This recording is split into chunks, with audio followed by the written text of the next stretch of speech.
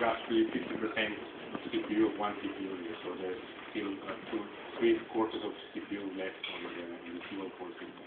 So that's good enough. There's the full CPU for the sound and the CPU for the so it's very scalable. We can use maybe let's say bigger scale camera, let's say high resolution. So what we are using for the Vectable at the moment is also this brand is a Live Vision Tech. That's the brand actually. And we use a camera for 800 by 600, which gives us both a good resolution and a good temporal resolution. Because we want to have a reliable temporal resolution as well for expression.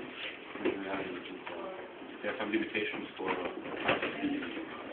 but for the high resolution camera 800 by 600 we still get 50 frames for this one.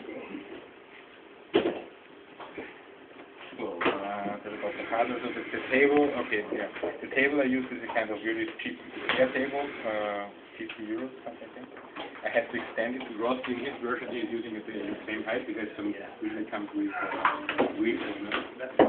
Ross is using it the very same input size. I'm planning to use it sitting on a chair. It's actually 75 centimeters high now. As you can see, it's just the same height usual standard tables have, and I want to have that just to be able to play it in a convenient way. That's a quite interesting innovation I made. It's a fire pen I bought in a hardware store in Barcelona. Actually, I wanted to have an even cheaper one, which is not such solid aluminum, that is the base. But now actually it's a bit of an overkill because I thought there will be much more stuff in it. But actually there will be because all the power bars and all that will go in there. And I brought some cloth which actually can cover the talking about the cover, then we should also talk about the projection surface. So this is actually quite a tricky thing. And this is not the final projection surface. There will be some construction plans using tracing paper, probably copying drawings. You might know that tracing paper usually is not really transparent, but on touch, when you touch the surface, it comes fully transparent, and that's why you use it for copying. So we're using the same effect here. So on touch, the symbol becomes visible, and it's slightly blurred, so it's not visible to the algorithm anymore. So here, it is perfectly visible to the but once I lift it slightly, it's really blurry. Which is a very convenient feature here. First of all, we can use it now as a projection surface, which in this case is not a really optimal one. And on the other hand, it gives us really this binary switch, having lifted objects and lost them with the projected lighting. That's really convenient. But this is a floppy surface. I also could use, for example, what we did in the first place, for example, a plexiglass surface, and then put actually real tracing paper on top of it. No, on top of it, because you needed to have it on direct contact with the thing. Put tracing paper on top of it, which is really fine, and actually the tracing paper is incredibly good projection surface. I wonder why the industry didn't pick it up yet, because actually if you go to a projection surface manufacturer, they would charge you 2,000 euros per square meter for a really high gain projection surface, and tracing paper is doing a great feature. Maybe we should make it easier to use. On the other hand, the projection surface manufacturers are not stupid neither, and they do good jobs, because the acrylic surface we have been using, or the plexiglass, actually reflects a lot. If it's shiny, it reflects the lamps, and it gives you a lot of flare of the lamps on the surface, which then again is a big problem for the detection. So using this matte surface only, and now don't get the reflection. But what I will do now, we get one of the professional surfaces we use now for the Vectable in a small scale, and this is matte and has all high gain for the projection. Even with this really bad projector, we have a much better result.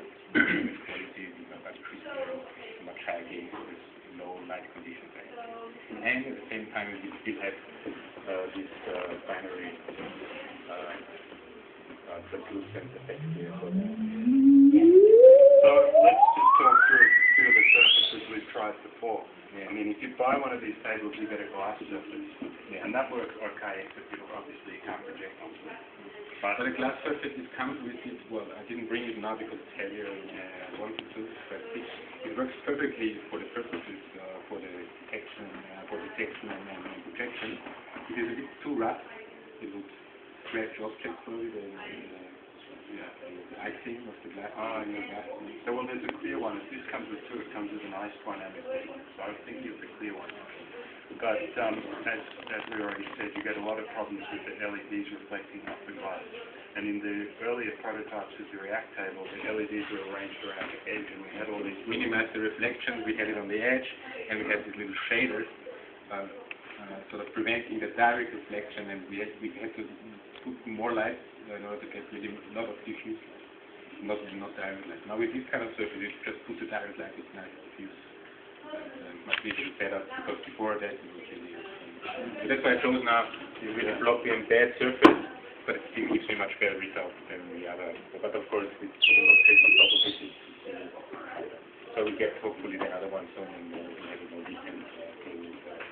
So we also used the first spec, which was standard, normal first spec, and that was that. Yeah. So what else? I mean, I think that this glass that you're talking about now is quite expensive, right?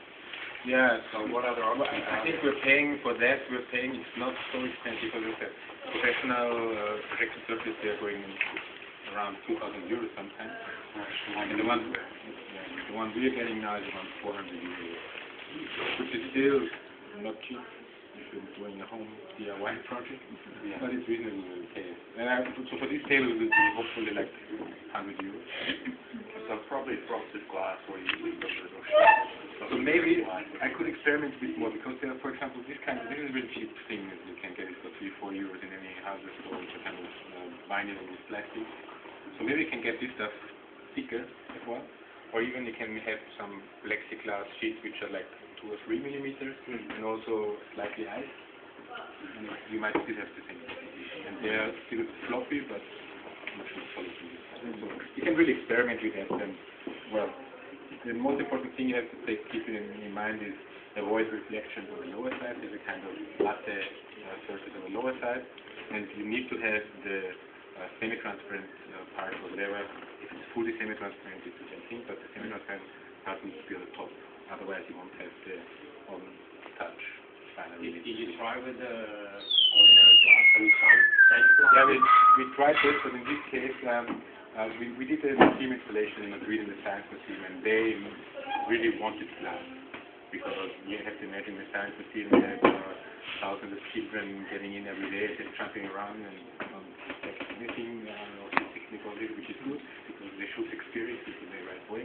But you have to take care about the stuff in the design of they have double glazed security glass, 1 centimeter thick, and they wanted to sand it.